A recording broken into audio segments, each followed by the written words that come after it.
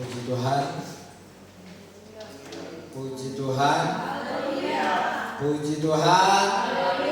Haleluya. Ya, kita bersyukur malam hari yang indah ini, ya. Kita bersyukur, ya, diberikan cuaca yang bersahabat, tidak hujan, sehingga kita bisa datang ke tempat ini, ya. Semuanya karena berkat pertolongan Tuhan, ya. Tuhan mau, ya, kita pergunakan waktu yang ada ini, waktu yang singkat kita tinggal di dunia sementara, untuk kita untuk kembali lagi kepada rancangan Allah yang semula, ya. Puji Tuhan, ya. Mari kita semuanya anak-anak Tuhan Yesus yang sangat dikasihi, ya. Bukti kasih Allah yang besar, Dia rela mati di atas kayu salib bagi kita semuanya. Itulah cinta kasih yang begitu besar bagi kehidupan kita. Kita sama-sama belajar, ya. Kita sama-sama belajar untuk mengerti dan melakukan kebenaran firman Tuhan. Kita akan buka di dalam Matius pasal yang ke-13. Kita akan baca bersama-sama ayat 24 sampai ayat yang ke-30. Matius pasal yang ke-13 ayat ke-24 sampai ayat yang ke-30. Kalau sudah, kita akan baca bersama-sama. Semuanya sudah menemukan? Kalau sudah, kita akan baca bersama-sama, ya. Matius pasal ke-13 ayat 24 sampai ayat yang ke-30, ya. Kita akan baca bersama-sama di dalam nama Tuhan Yesus Kristus. 2, 3. Perumpamaan tentang lalang di antara gandum. Yesus membentangkan suatu perumpamaan lain lagi kepada mereka.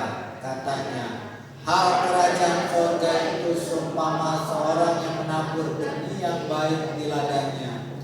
Tetapi pada waktu semua orang tidur, datanglah musuhnya menabur benih lalang di antara gandum itu, lalu pergi. Ketika gandum itu tumbuh dan mulai bergulir, nampak jugalah lalang itu. Maka datanglah hamba-hamba tuan lalang itu kepadanya dan berkata, Tuan, bukankah benih baik yang Tuan taburkan di ladang Tuan? Dari manakah lalang itu? Jawab tuan itu, seorang musuh yang melakukannya. Lalu berkatalah hamba-hamba itu kepadanya, jadi maukah Tuhan supaya kamu pergi mencabut lalang itu? Tetapi ia berkata, jangan, sebab mungkin gandum itu ikut tercabut pada waktu kamu mencabut lalang itu. Biarkanlah keduanya tumbuh bersama-sama sampai waktu menuai. Pada waktu itu aku akan berkata kepada penuai, kumpulkanlah dahulu ladang itu dan ikatlah berkas-berkas untuk kemudian kumpulkanlah gandum itu ke dalam lumbungku. Puji Tuhan. Silakan duduk. Di sini, ya, Tuhan juga menggambarkan perumpamaan, ya, yaitu tentang yang namanya gandum dan lalang. Di sini, ya, kalau kita melihat, ya, kita dapat searching, ya, di Google, kita yang pernah melihat secara langsung, ya, di tempat, ya, pertanian, ya, maka kita akan dapat melihat ternyata, ya, ternyata kita melihat ini, ternyata, ya, lalang dan gandum ini sulit sekali dibedakan. Sulit sekali dibedakan. Mereka ini, kedua hal ini sama. Kedua hal ini sama, tidak bisa dibedakan.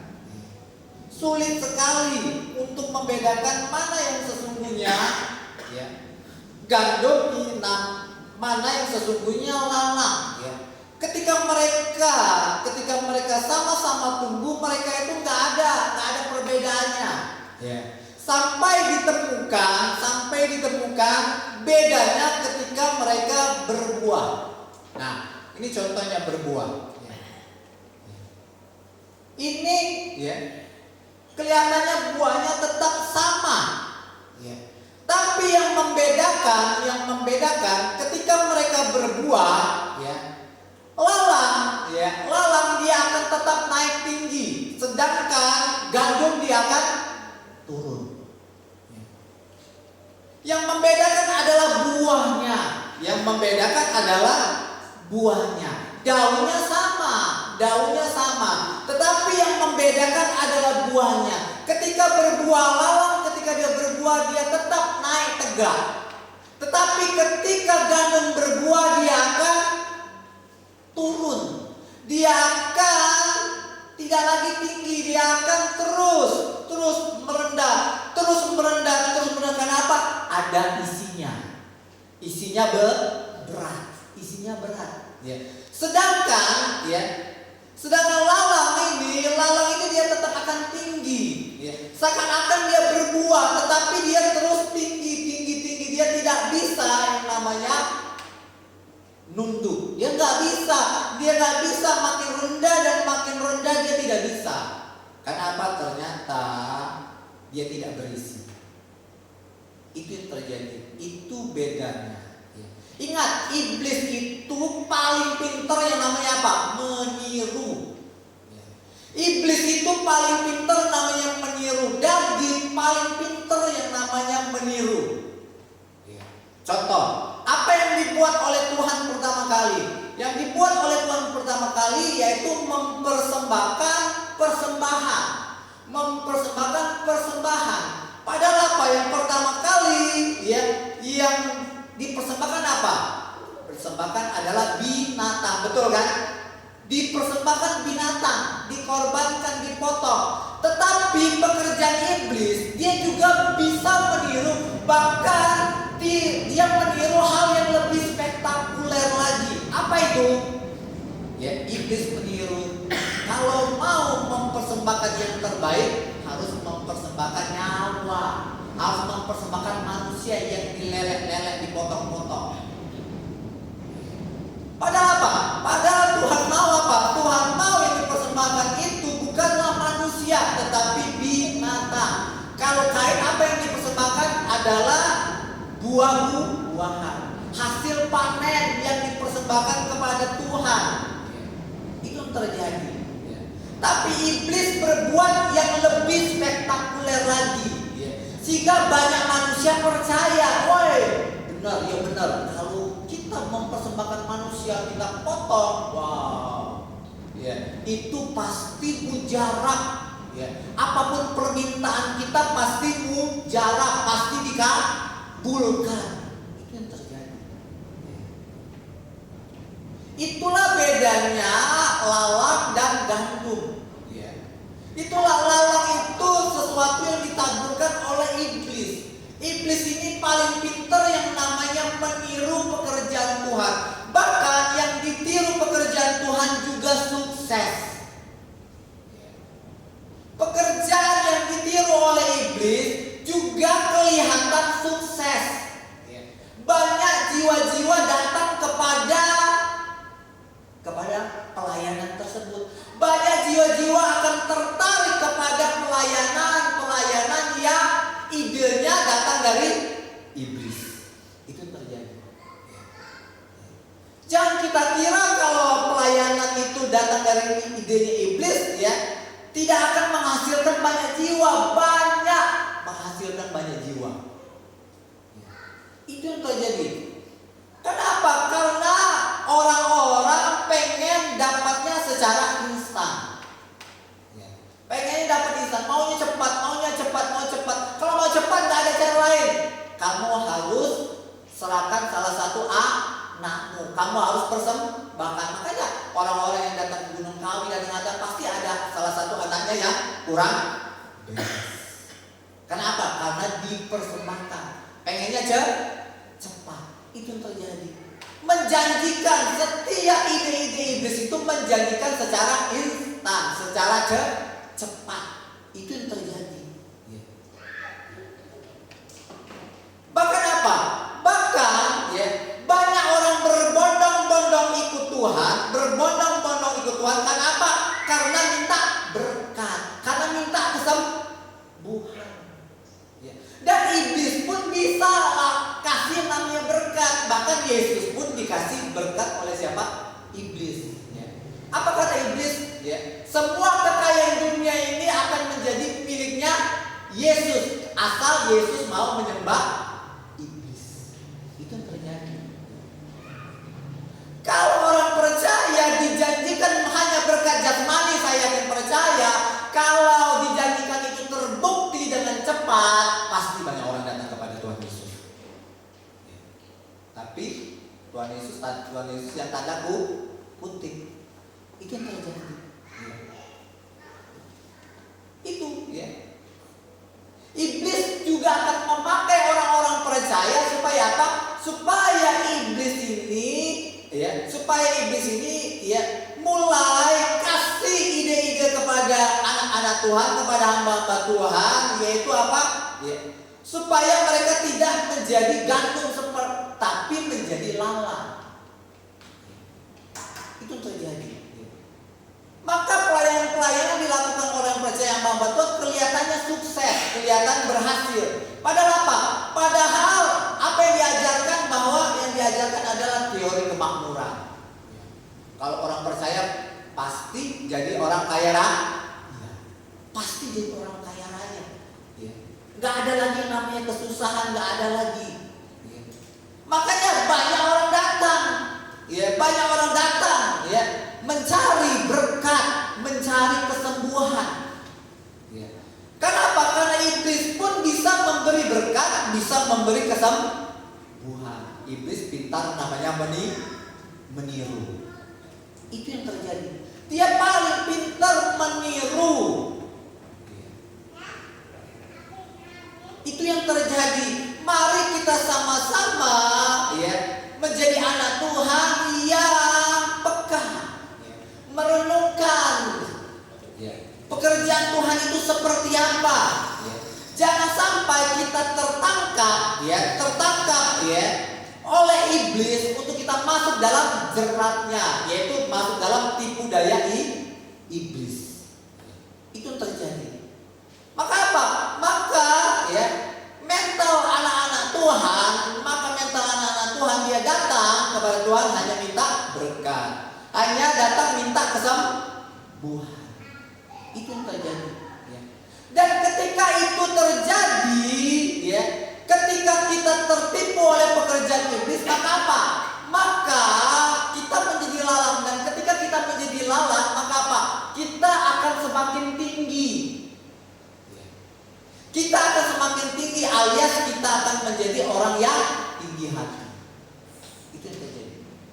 Kita akan semakin menjadi orang yang menonjol. Lalang itu tanaman yang posisinya lebih tinggi daripada gandum. Karena apa? Lalang itu selalu pengen menonjol. Dia selalu pengen ke atas. Itu yang terjadi. Kenapa? Karena dia juga punya pegangan firman Tuhan. Apa pegangan firman Tuhan? Kalau kamu datang kepada Tuhan, mencari Tuhan, kamu akan menjadi kepala, bukan ekor. Iblis juga punya pegangan ayat supaya orang-orang percaya dapat dikelabui. Makanya dia pikir, kalau kamu mau diberkati, ikut saya. Kamu akan semakin diberkati. Itu terjadi. Makanya apa? Makanya orang-orang demikian akan menjadi orang-orang yang tinggi hati, selalu menonjol, mintanya apa? Dipuji. Itu yang terjadi. Kalau dia nggak dipuji, dia ngamuk-ngamuk, dia marah-marah, dia bersungut-sungut, bahkan dia bisa sakit hati. Itu yang terjadi. Pelayanan yang didasari karena apa? Karena Allah pengen menonjol, pengen meninggikan diri, karena pengen minta dipuji. Itu yang terjadi. Itulah pelayan-pelayan berbahaya ketika kita menjadi anak-anak Tuhan. Itu yang terjadi. Diberkati, malah semakin apa? Semakin menjadi orang yang tinggi hati. Semakin ingin menonjolkan diri, beli ini, barang ini, beli barang ini, supaya dilihat orang beli barang ini, selalu ditanya, mana? Cantik nggak saya? Itu tadi. Kalau kita jujur, enggak bagus, enggak cantik, marah. Itu yang terjadi. Malah seharusnya apa? Malah kalau orang itu jujur, kalau penampilan kita kurang baik, malah harusnya kita bersyukur kepada Tuhan. Bersyukur kepada orang itu, karena orang itu mau berkata jujur. Susah loh orang itu mau berkata jujur. Kenapa? Orang itu tidak mau menyakitkan orang yang akan diomongin. Sulit. Namun kalau orang itu berbuah, dia harus berkata jujur. Karena jujur itu adalah buah dari pertobatan. Buah dari pertobatan. Gak enak, jujur itu gak enak. Tapi orang yang menghasilkan buah pertobatan pasti berkata jujur. Walaupun menyakitkan. Itu yang terjadi. Itu bahayanya. Bahaya kalau menjadi lalang. Dia itu pengennya menonjolkan diri, pengennya dipuji, pengennya disanjung, pengennya terkenal, pengennya menjadi orang yang nomor 1. Wah, kalau nggak ada aku di gereja ini, nggak ada apa-apa gereja ini. Kalau nggak ada aku di gereja ini nggak bakal maju. Oh, kalau nggak ada aku gereja ini nggak mungkin dibangun. Selalu yang ngomongin kalau nggak ada aku, apa jadinya gereja ini? Itu terjadi. Seharusnya kita ngomong karena Tuhan, bukan karena aku. Karena Tuhanlah gereja ini diberkati. Karena Tuhanlah rumah tanggaku diberkati, bukan karena aku. Selalu ngomongnya aku. Nah itu tanda itu adalah lalang, bukan gantung. Selalu itu yang terjadi. Yang kedua apa? Yang kedua, dia tidak akan menundukkan diri. Dia nggak akan tunduk. Dia tidak akan dengar-dengaran walaupun sudah dinasehati. Dia tidak akan dengar-dengaran. Sulit sekali bagi lalang untuk mau berubah. Sulit sekali lalang mau mendengarkan nasihat orang lain. Untuk mendengarkan aja sulit, apalagi untuk melakukan. Itu bahayanya kalau menjadi lalang.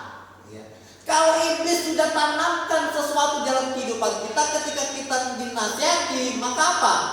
Maka kita nangis sedih, sakit sekali nasihat ini. Tapi hanya sekedar nangis, aduh sakit sekali, habis itu nggak ada perubahan. Nggak ada perubahan sama sekali. Itu terjadi. Nggak mau dengar-dengaran, walaupun apa ketika dinasihat itu, sesuatu yang menjadi hal yang menyakitkan dirinya. Dia bilang apa? Dia bilang, aku dinasihati karena aku tidak disayang. Padahal nasihat itu tujuannya supaya kita berubah. Kenapa kita berubah? Karena orang itu sangat sayang sama kita. Apalagi Tuhan Yesus sangat sayang kepada kita. Itu yang terjadi. Gak mau yang namanya tunduk dengar-dengaran kepada perintah Tuhan. Itulah sulit. Makanya kenapa banyak orang-orang percaya ketika mereka diberkati, maka apa? Maka mulai iblis menanamkan yang namanya benih yang lain. Maka kita beranggapan ketika kita diberkati itu menjadi milik kita sepenuhnya. Yang bebas saya bisa atur sesuka saya, berkat itu saya atur sesuka saya. Itu yang terjadi. Padahal Tuhan mau apa? Ketika kita diberkati harus memberkati. Ketika saya diberkati harus memberkati. Itu tujuan kenapa Tuhan mau memberkati kita, supaya kita bisa memberkati orang lain. Itu yang terjadi. Ketika kita dengar firman Tuhan, ketika kita diberkati, apa kata firman Tuhan? Kita harus mengembalikan milik Tuhan. Apa itu? Berarti kita harus memberikan yang namanya persepuluhan. Kita harus memberikan yang namanya persembahan ini. Kenapa? Karena dasarnya kita sudah diberkati. Namun apa? Kalau lalang sangat sulit apa? Untuk menerapkan firman Tuhan itu. Apalagi kalau kita sudah semakin diberkati. Semakin diberkati, semakin diberkati, semakin diberkati. Wah, penghasilan saya sudah 50 juta per bulan. Tiba-tiba mau kasih perpuluhan 50 juta, berarti per bulannya 5 juta. Oh iya, emaknya pendeta ini ya. Aku yang kerja keras mati-matian, ya pendeta ini tinggal nikmatin baik. Enak pendeta ini. Itu terjadi. Sangat sulit. Kenapa? Karena ada benih yang ditabur oleh iblis. Ya, itu terjadi. Ya. Maka apa? Maka gandum itu selalu ingin mementingkan diri sendiri. Ya. Gandum ini pengennya dirinya sendiri yang menonjol. Ya. Pengen dagingnya yang selalu dicukupkan. Pengen keluarganya yang selalu dicukupkan. Itu yang terjadi. Ya. Itulah gandum. Ya. Selalu untuknya, selalu untuk keluarganya. Ya. Itu yang terjadi. Ya. Namun kalau yang namanya gandum berbeda. Dia berbuah untuk siapa? Untuk dirinya sendiri. Tidak kan? Buah itu bukan untuk dirinya sendiri. Buahnya itu untuk yang lain. Buahnya itu untuk yang lain, bukan untuk dirinya sendiri. Tapi kalau lalang itu apa? Nggak ada gunanya. Lalang itu nggak ada gunanya. Lalang itu hanya untuk pamer-pamer aja. Oh inilah, ya, untuk pamer-pamer aja. Untuk memperlihatkan dirinya kaya raya, dirinya sukses, dirinya punya ini, punya itu, tapi pelit. Itu yang terjadi. Beda dengan gandum, dia beda, dia berisi. Dia berisi, dia ada buahnya. Apa buah yang pertama kali adalah kasih. Ketika ada kasih, maka apa? Dia lakukan karena apa? Karena dia mengasihi Tuhan. Hukum yang terutama adalah kasihlah Tuhan Allahmu dengan segenap hatimu, segenap jiwamu, segenap kekuatanmu, dan dengan segenap akal budimu. Dan hukum yang pertama adalah kasihlah sesamamu manusia. Itu ketika Tuhan kasih buah yang pertama itu apa? Kasih. Kasih apa? Kasih untuk mengasihi Tuhan dan kasih untuk mengasihi sesama. Dan ketika ada kasih, maka apa? Kita lakukan semuanya itu karena kasih. Ya. Nggak ada lagi kita mau bertanya-tanya. Oh Tuhan, kenapa begini? Apalagi mulai timbul, oh keenaan pendeta ini. Oh keenaan ini kalau aku kasih ini. Keenaan kalau aku kasih orang miskin ini. Keenaan. Nggak ada lagi. Dia lakukan karena dia mengasihi Tuhan dan mengasihi sesama. Itulah pentingnya. Buah yang pertama itu adalah kasih. Karena kita lakukan karena kasih. Jangan seperti siapa? Jangan seperti Hawa. Cuma satu larangan di Taman Eden, jangan makan buah. Jangan makan buah itu. Buah pengetahuan baik dan jahat. Lalu mulai datang namanya iblis menipu dia. Mulai apa? Mulai Hawa ini mulai meragukan. Adam juga yang ada di sebelahnya mulai meragukan. Meragukan kasih Allah. Oh, rupanya Allah ini sengaja melarang saya makan buah ini supaya aku tidak menjadi sempurna seperti Bapa di sorga. Itu ternyata makanya mereka makan karena mereka meragukan kasih Tuhan. Itu yang terjadi, meragukan kasih Tuhan. Iblis itu selalu berupaya supaya apa? Supaya kita meragukan kasih Tuhan. Oh, kenapa kok aku begini? Kok kenapa aku belum diberkati? Kenapa belum aku diberkati? Apa mungkin Tuhan itu kurang sayang sama saya? Ingat ya, kasih Tuhan sudah dibuktikan melalui pengorbanannya di atas kayu salib. Nggak usah ditanya lagi yang lain. Itu buktinya ingat, dia rela turun ke dunia, mati di atas kayu salib untuk kita. Itulah kasih yang terbesar. Ya. Jangan tanyakan lagi kasih-kasih yang lain. Jangan pernah tanyakan lagi. Cukup itulah yang menjadi dasar hidup kita. Ya. Untuk kita melakukan segala sesuatunya. Ketika ada kasih, gak ada lagi pertanyaan. Ya. Aku melakukannya karena aku benar-benar mencintai, mengasihi kepada Tuhan. Ya. Itu yang terjadi. Maka apa?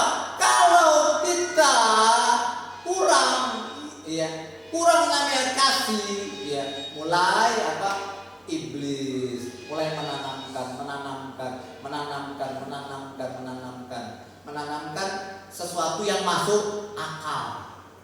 Menanamkan sesuatu yang masuk akal yang bisa diterima. Ya, diterima. Itu terjadi. Apalagi namanya pengusaha, soal memberikan persepuluhan, pasti mereka dihitung-hitung. Pengusaha enak jadi pegawai. Kalau gaji pegawai kan gajinya tetap. Jadi karyawan gaji tetap, dia dapat 5 juta, per bulannya 500.000. Tapi kalau jadi pengusaha berbeda. Jadi pengusaha dapat untung, maka apa? Maka satu, ketika dia dapat uang, dapat untung, satu yang dia harus lakukan apa? Kalau jadi karyawan, kalau jadi bos, pengusaha harus bayar apa? Bayar karyawan. Dia harus gaji karyawan. Itu yang terjadi. Maka apa? Maka mulailah dia mikir-mikir, ya. Berarti apa? Berarti gajiku ini belum bersih. Kalau pegawai kan enak, gajinya bersih.